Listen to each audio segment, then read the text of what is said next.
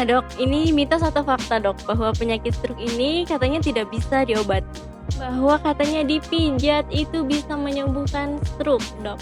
Kalau menusuk jarum itu bisa menyembuhkan penyakit stroke dok. Kalau katanya wanita itu banyak yang terkena stroke daripada laki-laki.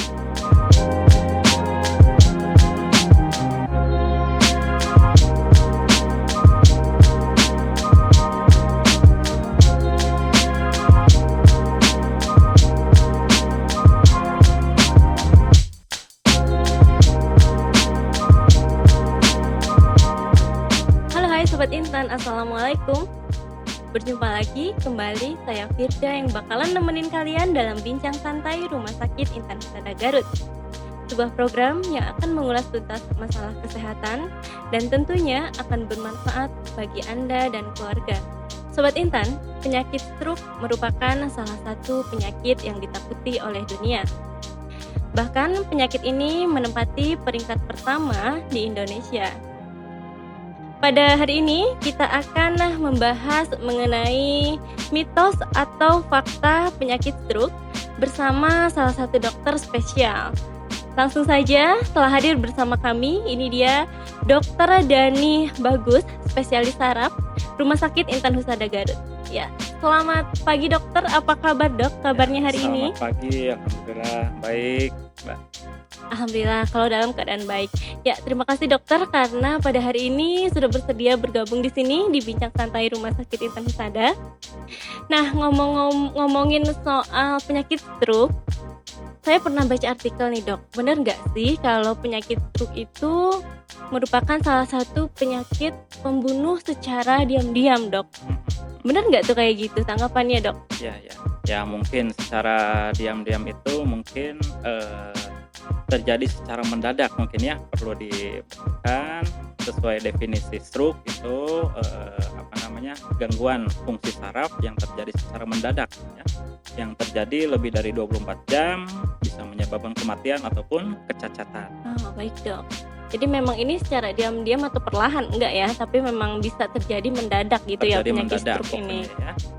Nah kali ini kita akan membahas mitos atau fakta mengenai penyakit stroke ini. Menarik sekali nih dok temanya pada hari ini. Nah ini benar nggak sih dok kalau stroke itu hanya terjadi pada orang lanjut usia? Ya, stroke itu bisa terjadi pada siapa saja ya, dari usia muda, dewasa, ya, kemudian usia tua. Nah, semakin tinggi usia memang angka kejadian stroke itu meningkat. Oh iya. Ya, tapi bisa saja usia muda, anak-anak juga dapat terjadi stroke. Pasien saya di Intan Husada pernah ditangani oleh saya, itu udah ada berapa ya? Pokoknya usia 20 tahun ada, 25 tahun ada. Itu biasanya paling sering disebabkan oleh gangguan dari irama jantung ya, ada gangguan jantung. Oh iya, jadi memang ternyata stroke ini tidak memandang usia ya dok? Ya betul sekali. Ya bahkan yang muda juga bisa terserang stroke. Ya baik dokter, seperti tadi yang dikatakan dokter, ini mitos atau fakta nih kalau stroke ini bisa menyerang secara tiba-tiba? Berarti ini fakta atau gimana dok? Fakta ya. Kenapa nih? Definisi stroke ya, gangguan fungsi otak yang terjadi secara mendadak ya, itu akibat gangguan dari pembuluh darah di otak gitu ya. Oh iya. Itu bisa terjadi akibat sumbatan ataupun pecah pembuluh darah di otak. Oke, jadi karena mungkin pembuluh darahnya tersumbat, jadi bisa terjadi kapan saja. Ya. Waktunya tidak bisa diperkirakan. Ya, intinya mendadak gitu ya kalau stroke. Oke, dok. Nah, ini mitos atau fakta nih, dok. Kalau katanya wanita itu banyak yang terkena stroke daripada laki-laki. Ya, mungkin itu menurut data statistik ya. Yang sekarang ini beda tipis lah ya, laki-laki maupun wanita. Yang terakhir yang terbaru ini laki-laki ya yang paling tinggi ya, beda tipis ya 1%, 2% lah dengan wanita. Itu menurut data-data statistik aja sih menurut saya. Oh, berarti itu mitos ya, karena ternyata berdasarkan data statistik justru laki-laki ya dok yang banyak menderita stroke. Ke mitos atau fakta selanjutnya, katanya kalau penyakit stroke ini benar nggak salah satu jenis serangan jantung dok, atau berbeda? Ya, ini mirip sekali ya, mirip sekali dengan serangan jantung. Stroke itu ya, kalau stroke dinamakan brain attack ya, kita sebut ya, serangan otak yang terjadi secara mendadak, bisa sumbatan ataupun pecah pembuluh darah di otak. Ya, kalau di jantung namanya serangan jantung, kalau di otak serangan otak atau brain attack. Oke. Jadi itu mitos ya dok, karena hanya bermiripan. Jadi bukan berarti kalau terkena stroke kita. Fakta ya. Oh itu fakta. Oh ya fakta. Kalau di jantung serangan jantung, di otak serangan otak yang dinamakan stroke, ya, brain attack. Oh ya, oke. Ya dok, saya punya saudara dan dia itu terkena serangan stroke. Nah katanya harus ditusuk dengan jarum dok gitu. Nah itu mitos atau fakta? Kalau menusuk jarum itu bisa menyembuhkan penyakit stroke. Ya, itu mitos ya. Stroke itu gangguan fungsi yang di otak ya, akibat sumbatan tadi ataupun pecah pembuluh darah di otak. Nah kalau ditusuk jarum itu kan pembuluh darah tepi. Nah, itu malah beresiko terjadinya infeksi kalau kita tusuk jarum atau apa, apabila jarumnya tidak steril terutama ya. Itu gitu. Ya, jadi itu mitos ya. Yang benar itu jika terkena stroke itu harus segera dibawa ke rumah sakit. Iya. Ya, karena ada yang disebut dengan kalau nggak salah golden time ya dok. Nah, golden period dari stroke itu 3-4,5 jam ya. Apabila pasien dari onset kejadian stroke kurang dari 4,5 jam, mudah-mudahan bisa cepat tertolong ya, supaya tidak terjadi kecacatan yang permanen. Nah kalau di rumah sakit Nusada kita fasilitas sudah bisa dok menangani pertolongan pertama pada stroke. Ya sudah bisa, apalagi nanti ada launching untuk CT scan kepala, sebelumnya kan belum ada. Nah, jadi kedepannya saya akan mencoba untuk melakukan tindakan trombolisis ya, terutama ya pada pasien stroke apabila onsetnya itu kurang dari 4,5 jam pasien datang ke rumah sakit. Oh iya. Oke, jadi buat Sobat Intan jangan ragu-ragu ya. Pokoknya tadi ingat golden time. Jadi harus segera ditangani atau mendapatkan pertolongan pertama, langsung saja bawa ke rumah sakit ya dok. Ya. Apalagi kita fasilitasnya sudah memadai ya dok. Ya, time is brain ya. Ya betul. Nah ini mitos atau fakta nih berikutnya, bahwa katanya dipijat itu bisa menyembuhkan stroke dok. Ya, ini mitos juga ya. Mirip kayak tadi, kayak yang ditusuk jarum ya. Sama aja tadi sesuai definisi stroke ya. Gangguannya juga di otak ya, di kepala, di dalam otak, akibat sumbatan maupun pecah pembuluh darah di otak ya. Kalau dipijat itu kan sakit juga ya. Oke, jadi itu mitos ya. Jadi sekali lagi jangan dipijat atau ditusuk jarum, harus langsung dibawa ke rumah sakit.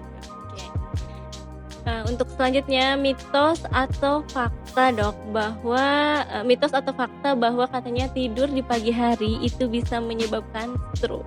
Ya mitos juga ya. Stroke itu bisa terjadi sewaktu-waktu ya, bisa pagi, siang, malam ya, pokoknya kejadiannya tidak dapat diprediksi ya, pokoknya intinya kejadiannya terjadi secara mendadak. Dan untuk tidur pagi itu tidak baik juga, mending kita melakukan olahraga gitu. Ya, jadi memang itu mitos ya, karena balik lagi ke tadi, stroke itu serangannya mendadak, bisa terjadi kapan saja dan di mana saja tentunya. Ya. Mitos atau fakta dok, bahwa kesemutan itu merupakan salah satu ciri awal atau gejala dari stroke. Ya, nah itu fakta ya. Apabila ada kesemutan, terutama sebelah anggota gerak, itu suatu tanda dari gejala stroke. Ya, jadi selain ada kesemutan, ada lagi ya gejala-gejala dari tanda-tanda stroke, seperti senyum tidak simetris, ya mencong itu mulutnya mencong ya. Kemudian lemah anggota gerak separuh ya. Kemudian bicaranya rero, balelol, pelo ya.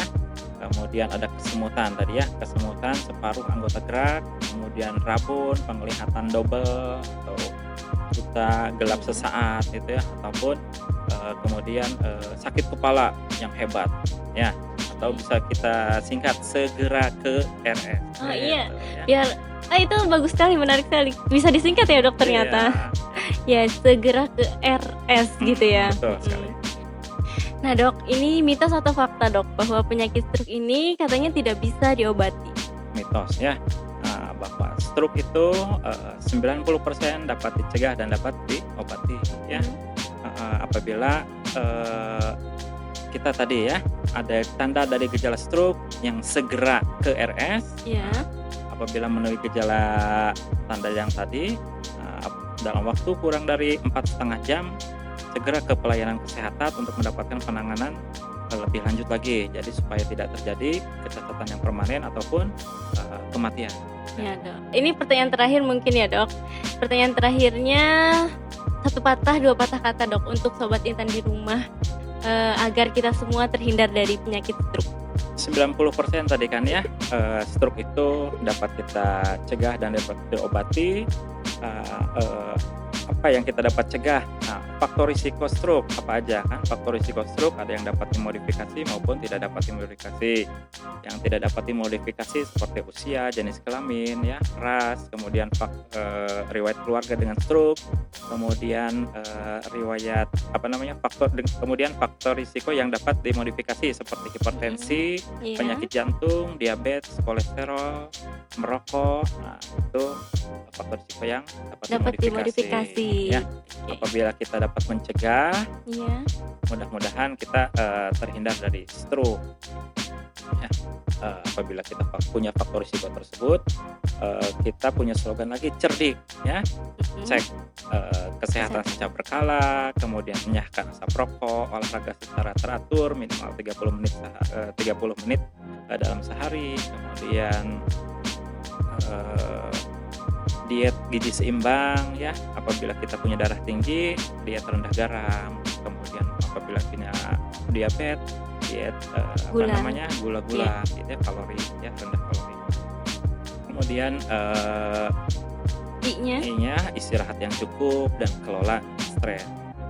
Ya, jadi memang untuk sobat Intan di rumah itu bisa disingkat menjadi cerdik ya dok. Jadi biar bisa diingat untuk sobat Intan di rumah.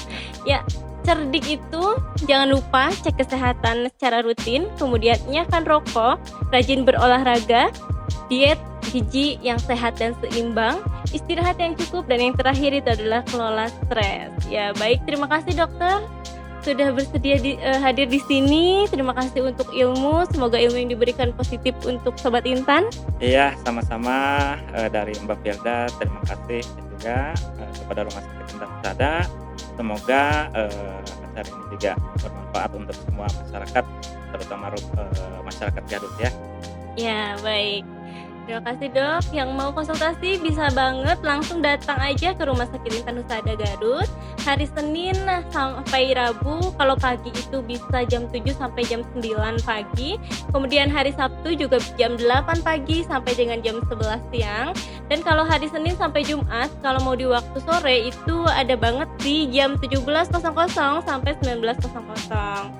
Oke, untuk informasi lebih lanjut mengenai Rumah Sakit Intan Husada bisa menghubungi 0812 1486 7272 atau bisa mention kami di Instagram @rs_intanhusada.